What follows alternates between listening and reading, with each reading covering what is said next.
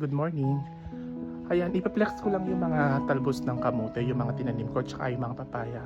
So, malapit na tayong mag-harvest ng mga talbos ng kamote. Tapos, yung mga papaya natin din. Merong ipapakita ko sa inyo yung papaya ko. Malapit na tayong mag-harvest kasi may mga nahihinog na papaya. Isa lang yung bunga niya dun sa ilalim. Medyo may hinog na. Yan. So, dito sa Israel, kailangan magtanim ka para at least makatipid ka. Makain mo yung mga gusto mo na mga kaya nitong talbos ng kamote kasi hindi naman nila kinakain to, mga Israeli. So, yung mga masustansya hindi na nila masyadong alam dito. Yung mga kinakain natin sa Pilipinas. So, kailangan dito para at least makain mo yung gusto mo, magtanim ka ng talbos ng kamote. Kung wala ka dyan dito, kung wala ka dyan na pagtataniman, kung may kamuti ka, itanim mo, tutubo yun. Tapos, kaya humingi ka sa mga kapwa Pilipino mo, may mga tanim sila, mga talbos kamote, itatanim mo lang sa isang lalagyan. So, yun yung mga update ko for today's video. So, yan. Bye! Guys, good morning. So, i-flex ko lang pala yung mga tinubo kong mga talbos ng kamote. So, yan, medyo matataba sila.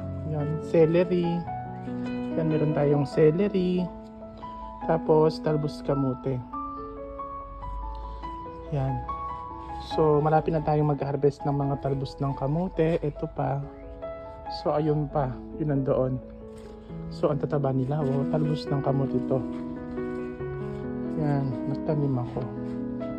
Tapos, meron din tayong mga papaya. Ito, papaya. To. Tapos, papaya din to. Yan, papaya. Wala pang bunga. Tapos, ito, may mga bunga na. Malapit na siyang mahinog. Isa lang yung bunga niya dun sa ilalim. Malapit na siyang mahinog. Tapos meron din siyang mga bunga sa taas. Ito pa yung mga papaya natin na pausbong. Ayun pa. Marami tayong naitanim na papaya. So yun yung mga malapit na nating i-harvest to. Medyo nahihinog na siya. So konting tiis na lang. So yan si Aba nagdarasal. Tapos niready ko na siya ng mishmish tsaka apple. Tapos, ito yung blueberry, yung binili ni Aba. Wala pang bunga. Tapos, meron din ako tanim dito. Meron tayong grapes. Yan.